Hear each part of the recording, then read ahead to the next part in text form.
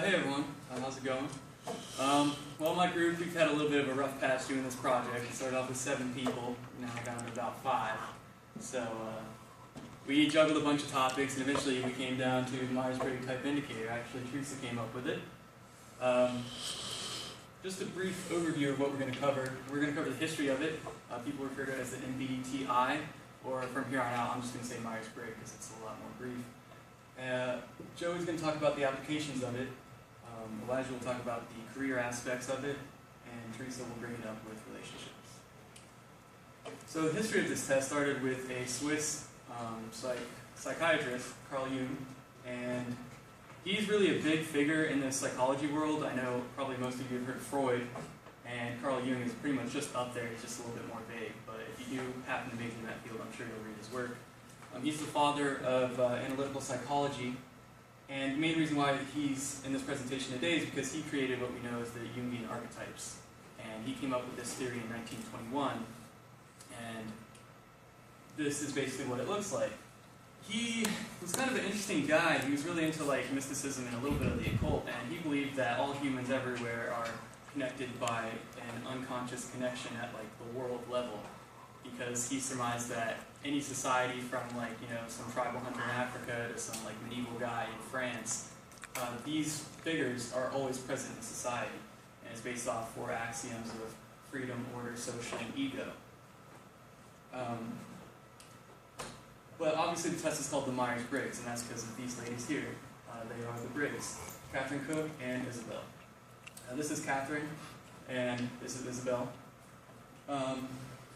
Catherine's married to this guy named Lyman Briggs, and he really is, as it states there, a badass motherfucker. So, he was like a crazy American nuclear physicist. He was the first person in the White House to be the envoy to the Manhattan Project.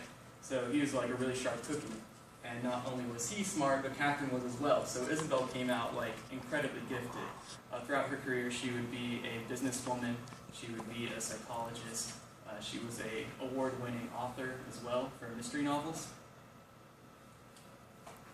But this is basically the development cycle. Catherine, who was the mother, she began getting interested in research actually when she met the husband of her daughter. And she was like, "You're so different from the rest of your family. Like, how does that happen?" So she, at the time in 1917, she came up with 4 major psychology types, or personality types.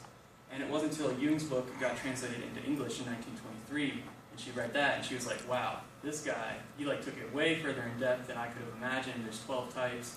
And ever since then, she started studying personalities. Isabel graduated university in the 1920s, and she was actually number 1 in her class. So for a woman at this time, when they were just starting to get voting rights and everything, it was kind of a big deal. As you saw, she started working on personalities in 1917, so it wasn't until 1944, almost 2 decades later, that they actually published the first iteration of it. So this was something that took decades and decades of research, and it's pretty much why we still use it today, just because it's so valuable and it works. And I just decided to see, actually, when I was researching, I was like, I wonder if it's online, so I just Googled it, and sure enough, I mean, in the MBTI manual, 3rd edition, just as I was finding about reading about her, it is available on Amazon. So here's Joey, and he's going to talk to you a little bit about the actual practical applications and what exactly the personality types are. Good afternoon. Myers-Briggs type indicator test has an expanding range of practical applications. These applications vary from personal discovery to professional employment. First and foremost, the test ultimately serves the individual, whether he or she chooses to do it voluntarily. After completing the Myers-Briggs, you will come to terms with your individuality. A lot of people already know what makes them who they are, but in more times than not, it takes them a long time to come to their conclusions. The Myers-Briggs will help you realize your strengths and weaknesses, which in effect will help strengthen all attributes to become the person you strive to be. So what does the MTBI actually show you at the end of a test? The results contain the following letters. E, extroverted. This expresses somebody's natural ability to be outgoing. They are the life of the party and always sociable. S, sensing, meaning observant. In this explanation, somebody whose senses relies on just that. They trust all of their five senses and from their actions, inform their actions around what they have already done or physically know is right. T, thinking, meaning tough-minded. People strong in this category rely on analyzing their thoughts while being very intellectual. J, judging, meaning your ability to schedule. This category relies strongly on decision-making. Should I do this? Should I do that? So forth. I, introvert, meaning reserved. Contrary to popular belief, it does not mean shy or just lonely, emotional, or sad. Introverts simply like doing things by themselves. They find their inspiration from their own thoughts and prefer to be alone in their personal space. N, intuitive. Intuitive meaning introspective, or the examination of conscious thought or feelings. Intuition does not rely on physical senses, but the overall perspective of the moment of the current situation. F, feeling. Feeling or how friendly you can be. This category is very empathetic and reacts to situations with others' thoughts solely in mind. P, perceiving, and the ability to probe a current situation. They rely on their intuition and sensory functions to judge. At the end of your test, you will be assigned 4 letters that represent you the most along with the percentage of the letter. However, the letters have their own little slots they can fit in. The first slot is reserved for the creation of your energy. Where do you get your motivation from? So you can either be an introvert or an extrovert. The second letter describes how you acquire information, whether which is stronger, your gut feeling or observable facts. So that would either be sensing or intuition. The third letter is your overall ability to make decisions, whether you act on your thinking or feeling. The last letter represents the way you live your life. Do you rely on organization? If so, then judging. If not, then that means your perspective and you like to go with the flow. After all is put in place, there are a total of 16 different possibilities for your letters. The self-discovery revealed in the results lie in the reward of enlightenment. You know what defines you, so what are you going to do from here? But let's be honest, not everyone wants to become one of those cliche Tibetan monks that we see on television. That's okay, because when we come back to reality, we realize the test has more subtle contributions that apply to us. I can guarantee that everyone in this class will agree that they would like to know more about themselves, and especially if it's as easy as taking a test. The Myers-Briggs will help an individual identify a key personality trait that they might have struggled to realize before. And that's where it starts to relate to us. To be honest, several personality tests exist in the world. I'm sure you have run into a couple from some annoying Facebook posts, and that same person that posted that probably posts everything they see on the internet. And on this little side note, I bet you his letters are ESTP, which I've described as outgoing, action-oriented, and dramatic. Some factors that make the Myers-Briggs type indicator stand out from the rest is the fact that it really isn't a test at all. There's no right or wrong answer. It is backed by current research that's completed globally. It is easily understood, and it's been translated into over 20 languages. Now that we have taken the time to understand how the test improves our conscious awareness, you must be asking yourself, where can this knowledge help me? The Myers-Briggs test is used in various locations, including both academic and professional fields. After you complete your test, you can easily identify which careers will best suit your life.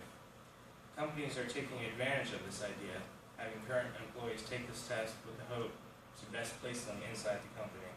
Almost all Fortune 500 companies currently use some form of the Myers-Briggs test, including 89 of the Fortune 100 companies. Between 1997 to 2000, General Motors helped pave the way for conducting these tests into executive training programs. Every single one of their executives took the test. So now that I've pointed out how it can help you in the career field, I would like to introduce you to Elijah, who will give you a real-world example of how this test can apply to your career. Elijah? Thank you.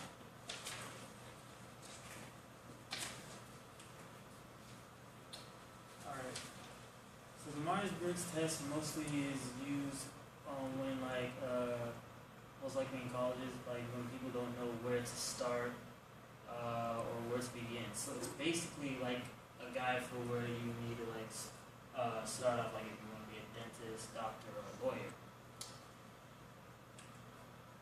Now there are 16 personality types. Once you take the test, you will be one out of these 16. In my case, I did take the test, but apparently I'm 2 types. So one of them is ESFJ, which are the caregivers.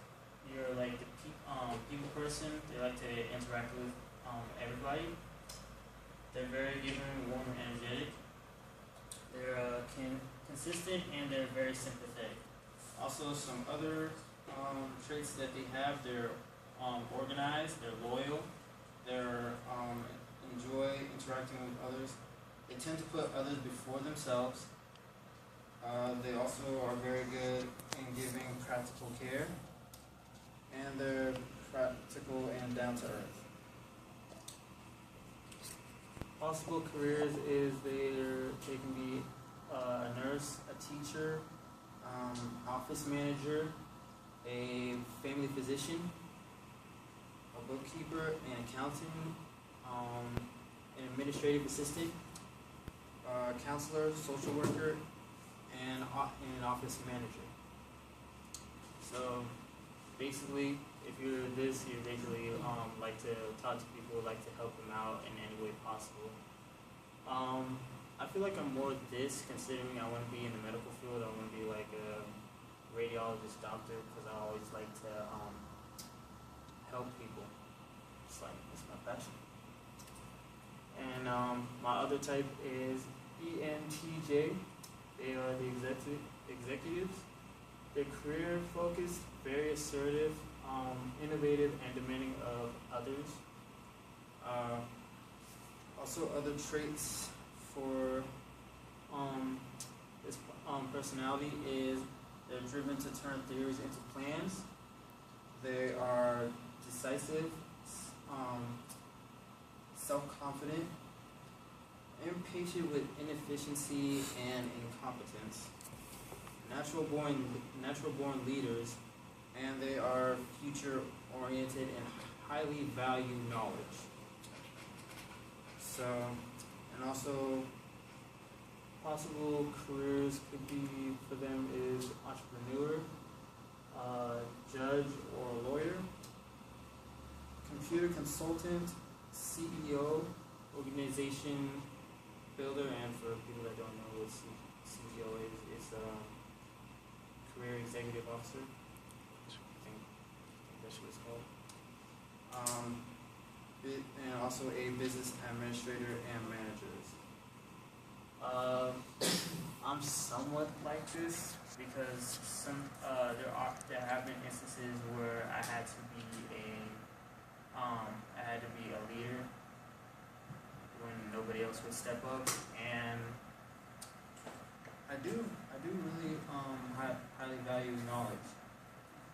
But now, without further ado, I'd like to pass the baton to Teresa, who will give examples of how this can affect also relationships.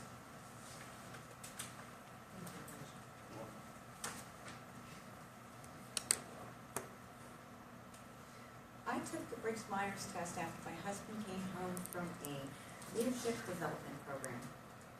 I learned after he went for that leadership program that he was an INTP. So I Googled it and I learned that I was an ESFJ, which is the exact opposite. So after doing further research, I understood why we were clashing in our relationship. For example, the E and the I. The E makes me an extrovert, the I made him an introvert. So when he would come home from work, he would look forward to spending time alone to re-energize. And I wanted adult time to energize as well because I was staying home all day with kids. And this clashed. I learned that the second letter stood for the way we took in information. We did this differently as well. I took in information with my 5 senses and everything around me, whereas, he would read in between the lines approach. When talking about past events or conversation, I would recall facts and he would recall what he interpreted was fact based on his perception of the event or the conversation. I learned that the third letter stood for how we processed our information or made decisions. I am an F, so I look for harmony in all things. My husband was a T, which stands for thinking. He would analyze things and sometimes seem very impersonal to me. So when there was a decision to be made, we often disagreed because we had different approaches. We differed in the last letters as well. I am a J person, which stands for judging. I like to be organized, have things planned. The P person doesn't necessarily like too many plans. They're go with the flow type people. So sometimes the P people, they project things more into the future. Sometimes they can miss some things that are right in front of them. Although opposites attract, any of the 16 personalities can work well together, but the combination of the ESFJ and the INTP is one of the most difficult, most challenging relationships to have. If you have exact opposite letters, you're definitely going to have a very challenging relationship. This test can also be applied to parenting. I had my children take the test as well. My oldest daughter, pictured here, is an ISFJ, as I am. She was the easiest to parent. All I had to do was take from my own experiences and apply them to her. Being an ESFJ parent, it just came pretty natural to me. My oldest son, pictured here to the upper right, he's an INTJ. He was a little more challenging. Only 2% of the population have this personality type. I read lots and lots of pages on the internet on this personality type. As far as parenting him, he looks at me as being overbearing and sometimes smothering. So I do my best to give him his space. My youngest son here, he's an ISFJ. I share all the letters but one. He's an introvert and I'm an extrovert. So I fully understand now, after doing lots of research, that he needs his alone time, whereas I can be a little more outward. So I fully have been able to develop an understanding of the extrovert and introvert part of it because of him. Now my youngest is 6, and you may think a 6-year-old can't take the Myers-Briggs test. But actually as a parent, there are websites you can go to and discover what your child is developing into. And you can also find out how to parent them best based on their letters. She also shares currently 3 out of 4 letters with me. She is still developing her personality style, and they're typically not set in stone until like their late 20s, 30s. She right now differs in the F and T, which is the 3rd letter.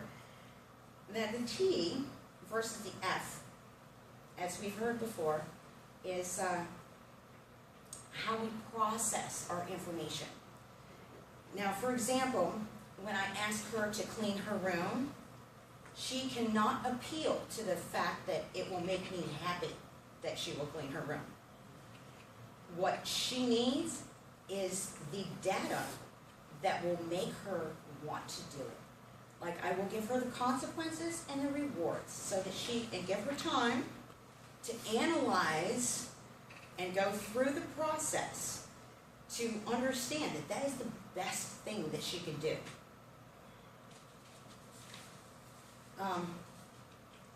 As you can see, this personality test has helped me to understand myself and my parenting style and my family.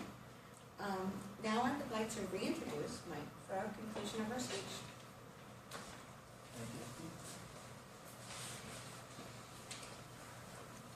So that was a lot of letters, and I hope you guys are with it, not too confused.